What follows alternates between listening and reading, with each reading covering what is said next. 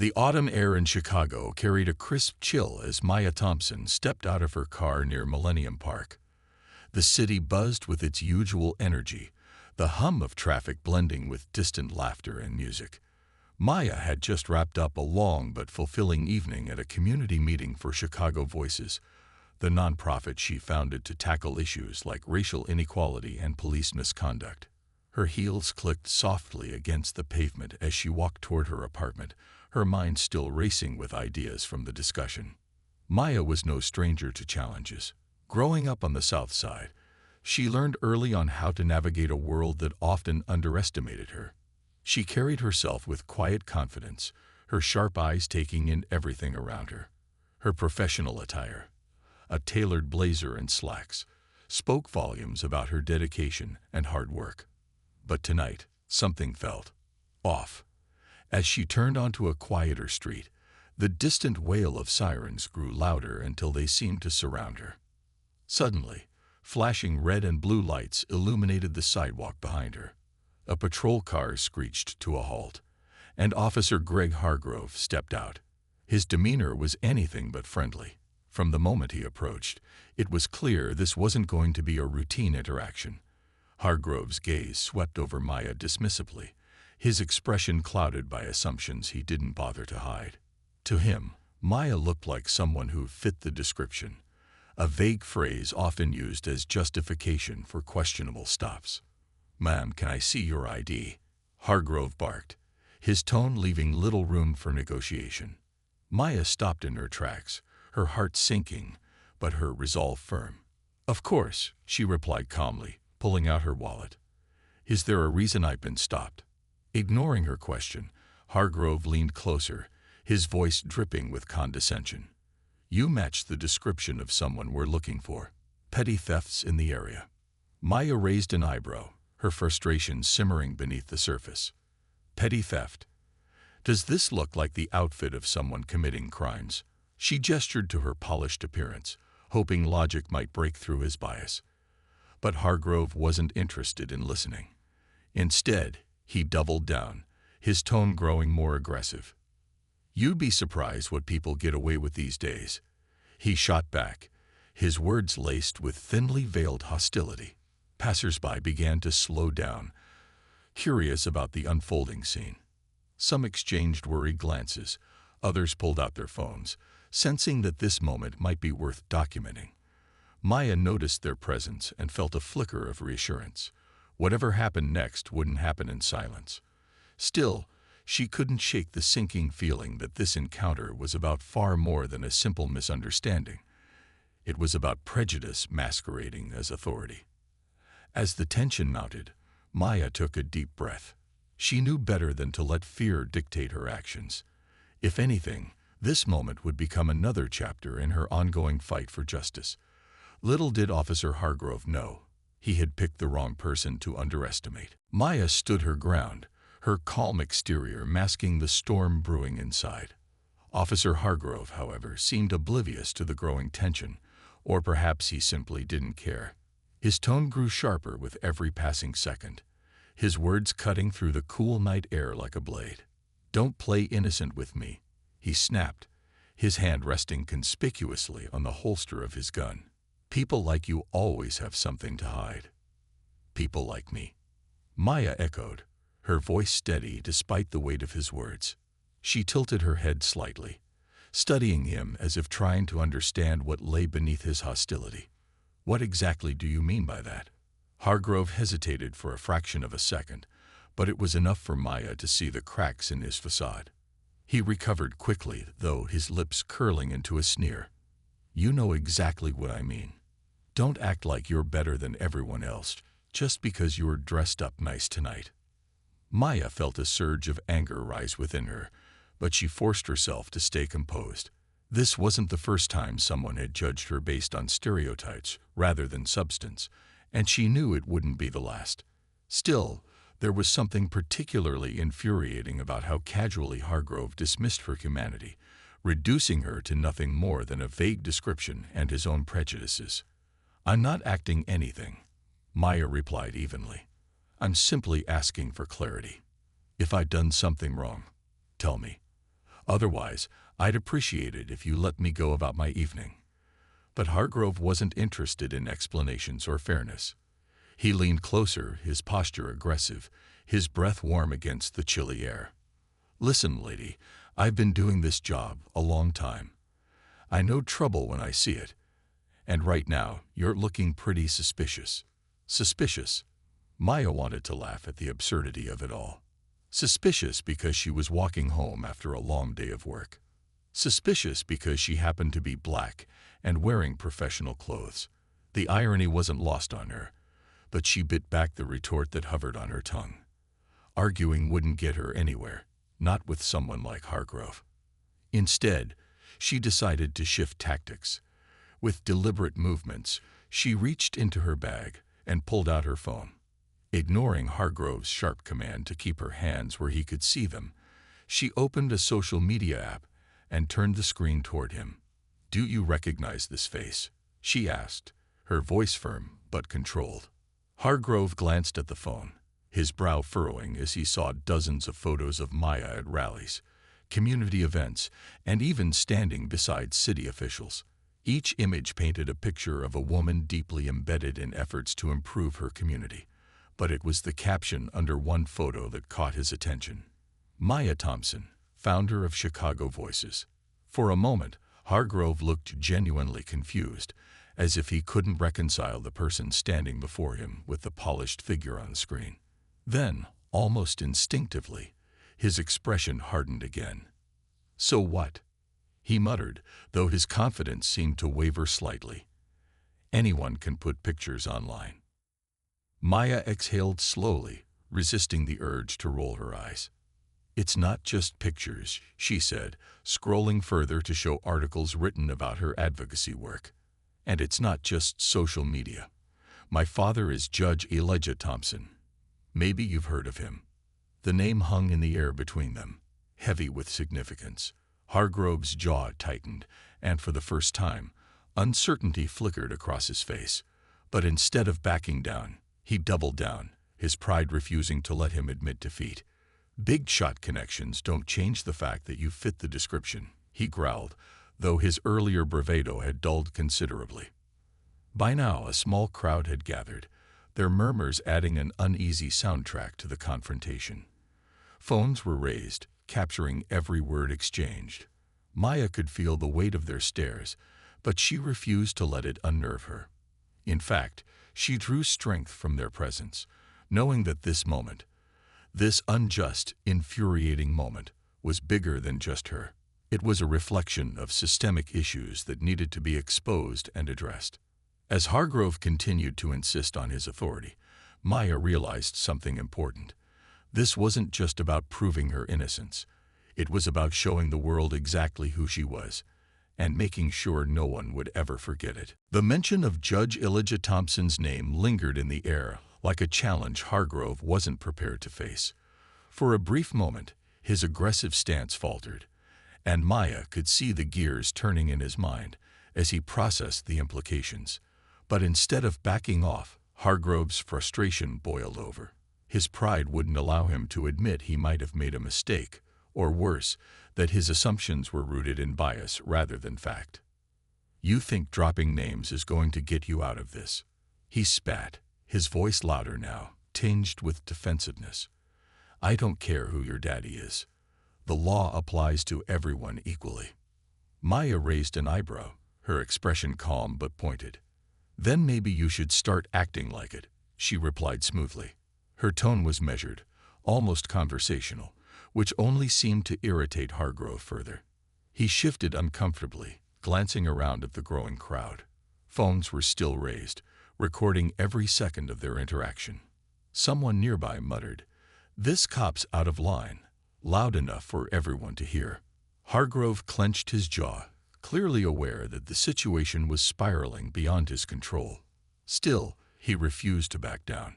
"You're not above scrutiny just because you've got some fancy title or connections," he insisted, his words carrying less conviction than before. Maya crossed her arms, leaning slightly forward as if daring him to continue. "Scrutiny is one thing," she said, "but this isn't scrutiny, it's harassment. and we both know it." The crowd murmured in agreement, their voices swelling like a wave. A young woman stepped closer, holding her phone steady as she addressed Hargrove directly. "Why'd you stop her in the first place? What exactly did she do wrong?" Hargrove shot her a glare but didn't answer. Instead, he turned back to Maya, trying to regain the upper hand. "Look, if you're so innocent, why are you making such a big deal about this? Just show me your ID and let's move on." Maya sighed, shaking her head slowly. "Because it's not about showing my ID," she explained patiently, as though speaking to someone who refused to listen. "It's about accountability. It's about calling out behavior that has no place in our society. You stopped me because of how I look, not because of anything I'd done.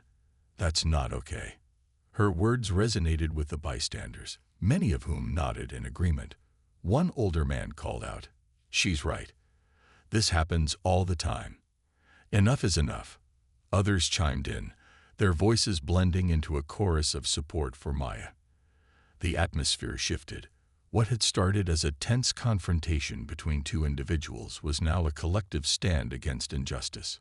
Realizing the tide was turning against him, Hargrove grew visibly agitated. He reached for his radio, muttering something about needing backup. But even as he spoke into the device, his eyes darted nervously toward the crowd. Maya noticed the flicker of unease in his expression and felt a small sense of vindication. This wasn't just about her anymore. It was about exposing the cracks in a system that allowed officers like Hargrove to act without consequence. As the moments stretched on, Maya decided to push further. She pulled up another photo on her phone. This time, a screenshot of a recent news article featuring her alongside Mayor Ramirez at a press conference about police reform.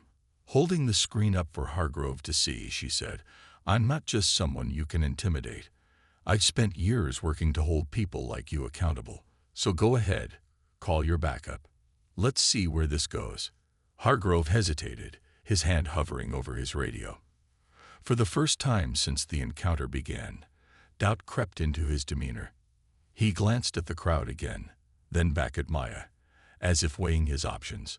Whatever bravado he'd walked in with was crumbling under the weight of public scrutiny, and the undeniable truth staring him in the face. Maya stood tall, her resolve unshaken. She knew this moment would ripple far beyond the streets of Chicago tonight.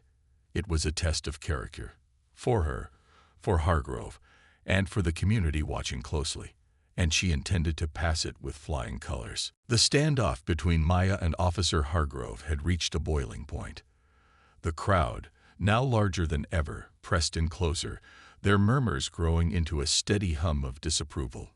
Phones were held high, capturing every word and gesture, as if the entire city was watching through their screens. For Hargrove, the weight of the situation became almost unbearable.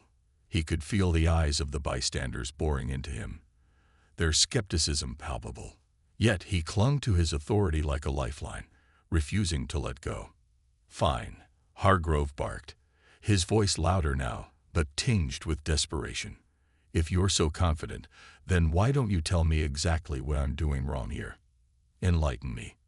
Maya didn't hesitate. She took a step forward, her movements deliberate, her expression unwavering. "You stopped me because of how I look, not because of anything I'd done," she said, her voice cutting through the tension like a knife. "That's profiling, plain and simple. And it's illegal." Her words struck a nerve, both with Hargrove and the onlookers. A man in the crowd shouted, "She's right.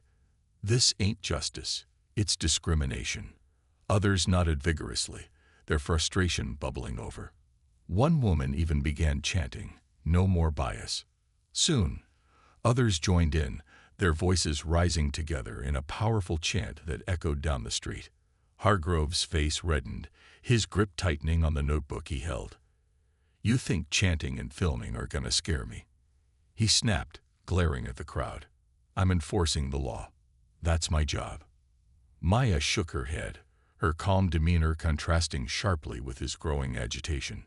"Enforcing the law doesn't mean trampling over people's rights," she countered. "And it certainly doesn't mean hiding behind a badge to justify your prejudices." Her confidence seemed to unnerve him further. Hargrove shifted uneasily, glancing at the sea of faces surrounding them. He knew he was losing control of the narrative, and it showed. His attempts to assert dominance only made him appear weaker. When he tried to interrupt her again, Maya raised a hand, silencing him mid-sentence. "You know what's ironic?" she continued, her tone sharp but composed. "I've spent years advocating for reforms in policing, better training, accountability, transparency, all the things that could prevent situations like this one. And yet, here we are. You've turned yourself into the perfect example of why those changes are necessary." The crowd erupted in applause, their cheers ringing out into the night. Hargrove looked around frantically, searching for an escape route, but there was none. Every move he made only dug him deeper into the hole he'd created. Even the arrival of backup officers didn't ease the tension. Instead, it amplified it, as more cameras focused on the scene. One of the new officers whispered something to Hargrove, likely urging him to de-escalate. But Hargrove, stubborn and prideful, refused to back down. Instead, he turned back to Maya, his voice dripping with disdain. "You may think you're untouchable, but trust me, no one is above the law." Maya smiled faintly, her eyes locking onto his. "Exactly," she said softly. "No one is above the law, including you." Her words hit hard, punctuating the absurdity of the situation. Here was a man sworn to uphold justice, yet his actions were anything but just. The irony wasn't lost on anyone, least of all Hargrove, whose shoulders slumped slightly as reality set in.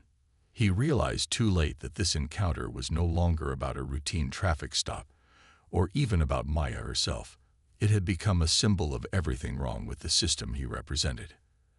As the chants grew louder and the cameras rolled, Maya stood firm, embodying resilience and grace under pressure. She knew the fight wasn't over, not by a long shot. But tonight, she had exposed the cracks in the foundation. And in doing so, she had ignited a spark that would be hard to extinguish. The scene outside Maya's apartment building had transformed into something far greater than anyone could have anticipated. What began as a tense encounter between a single officer and a determined woman had morphed into a rallying cry for justice. The crowd swelled, drawing in neighbors, passers-by, and even local activists who'd heard about the incident through social media updates. Chants of "no more bias" and "justice for all" filled the air, echoing off the buildings like a heartbeat pulsing through the city. Maya stood at the center of it all, her presence commanding yet calm. She wasn't shouting or raising her fists. Instead, she spoke with quiet authority, addressing both Hargrove and the growing audience. "This isn't just about me," she said, her voice carrying over the noise. "It's about every person who has ever been stopped, questioned, or mistreated because of how they look. It's about accountability for everyone." Her words resonated deeply with those around her. People nodded in agreement, some clapping while others held up signs that read "End racial profiling" and "Police accountability now." One elderly woman stepped forward, tears streaming down her face. "I've seen this happen too many times," she said, her voice trembling. "Thank you for standing up, young lady. Thank you for not backing down." Hargrove, flanked by backup officers, looked increasingly uneasy. His earlier bravado had evaporated, replaced by a mix of anger and humiliation. He tried to regain control of the situation by barking orders, telling people to step back, warning them not to interfere.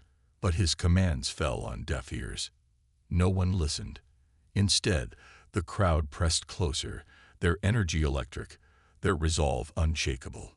A journalist from a local news station arrived, microphone in hand, pushing through the throng of supporters.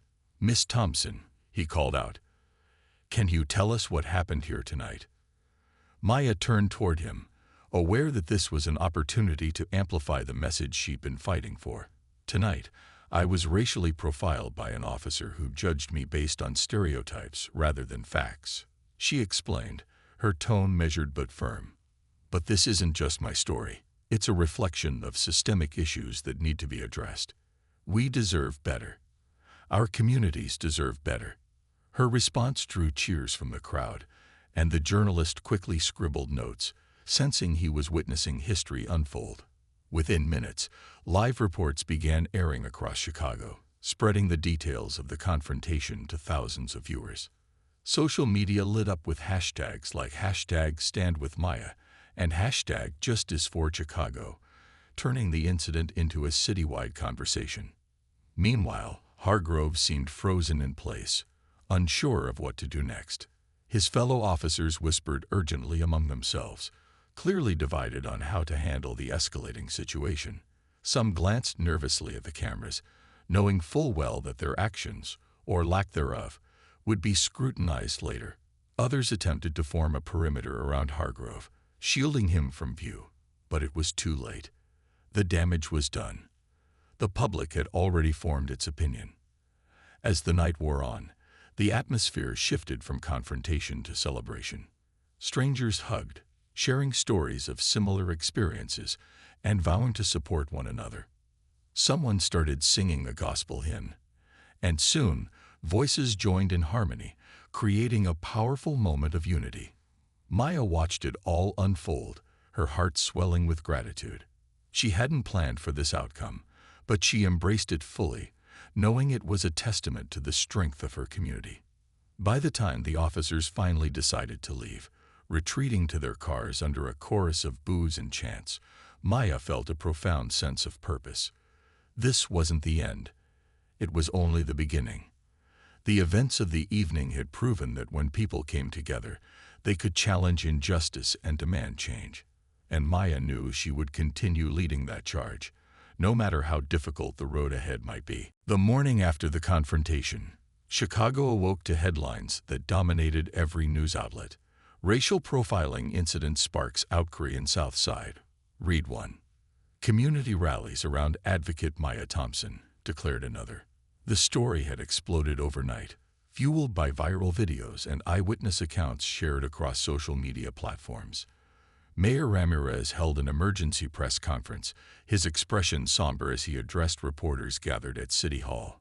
"This incident is deeply troubling and unacceptable," the mayor stated, standing behind a podium emblazoned with the city seal. "We must hold ourselves accountable, not just as individuals but as a community. I have ordered a full investigation into Officer Hargrove's conduct, and if wrongdoing is found, appropriate action will be taken." While some praised the mayor's swift response, others criticized him for what they saw as empty promises. Activists demanded more than investigations. They wanted tangible change. And Maya, now thrust into the national spotlight, was ready to lead the charge. Later that day, she stood outside City Hall, flanked by fellow advocates and community leaders. Cameras flashed as reporters peppered her with questions. "Miss Thompson, what do you hope comes out of this?" one asked. Another chimed in. "Do you plan to file a lawsuit against Officer Hargrove?" Maya raised a hand, signaling for calm. When the crowd quieted, she spoke with the same clarity and determination that had defined her throughout the ordeal. "This isn't about revenge or punishment," she began, her voice steady. "It's about accountability and reform. What happened last night wasn't an isolated incident. It's part of a pattern that needs to end. We need better training for officers, stricter oversight, and policies that prioritize transparency." Her words resonated far beyond the steps of City Hall. Across Chicago, people watched live streams of her speech, nodding along as she outlined specific reforms. Body cameras for all officers, independent review boards to investigate misconduct, community forums where residents could voice concerns directly to law enforcement. These weren't new ideas, but coming from Maya, someone who had lived through injustice firsthand, they carried added weight. As the press conference ended, supporters surrounded her, offering hugs and words of encouragement. One young woman approached timidly, tears in her eyes. "Thank you," she whispered. "I've been scared to speak up, but seeing you stand your ground gives me hope." Maya smiled warmly, placing a reassuring hand on the woman's shoulder. "You don't have to be scared anymore," she said softly. "None of us do. Together, We're stronger than any system that tries to silence us. Behind the scenes, however, the backlash was inevitable.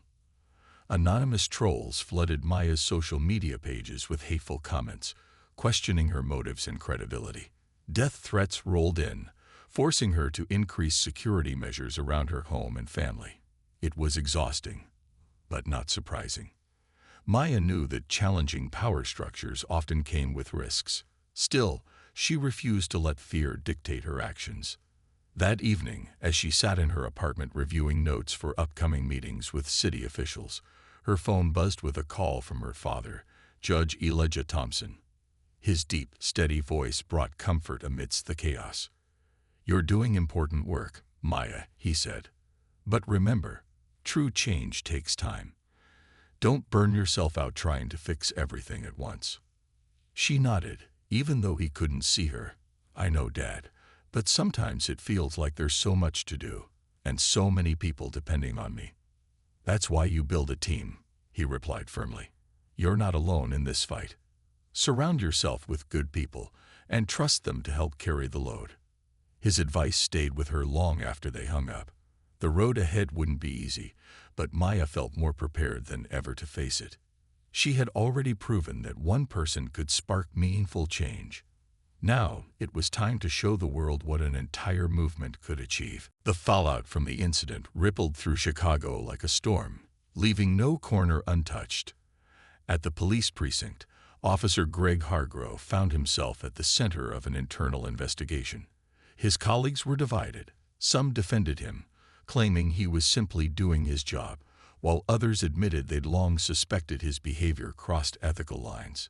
"He's always had a chip on his shoulder," one officer muttered during a private conversation in the break room. This was bound to happen sooner or later. Hargrove, meanwhile, retreated into isolation. Suspended without pay pending review, he spent his days stewing in anger and self-pity.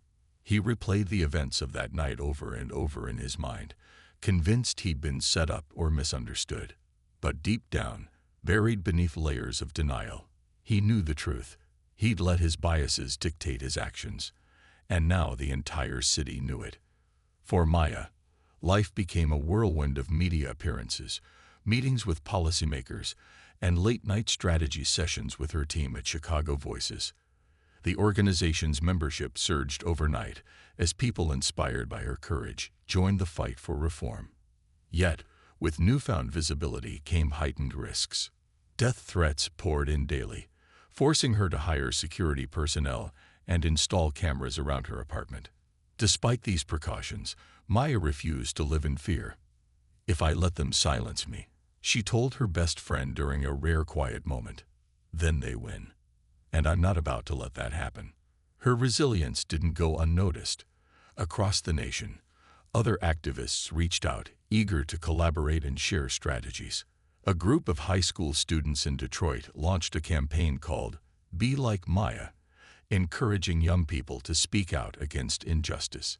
In Los Angeles, a mural artist painted a portrait of Maya alongside civil rights icons like Rosa Parks and Martin Luther King Jr., captioning it, "Courage looks like this." Back in Chicago, the city council convened an emergency session to address public demands for change. Maya attended, delivering a powerful speech that left lawmakers visibly moved. "Reform isn't just a policy issue, it's a moral imperative," she declared, her voice echoing through the chamber.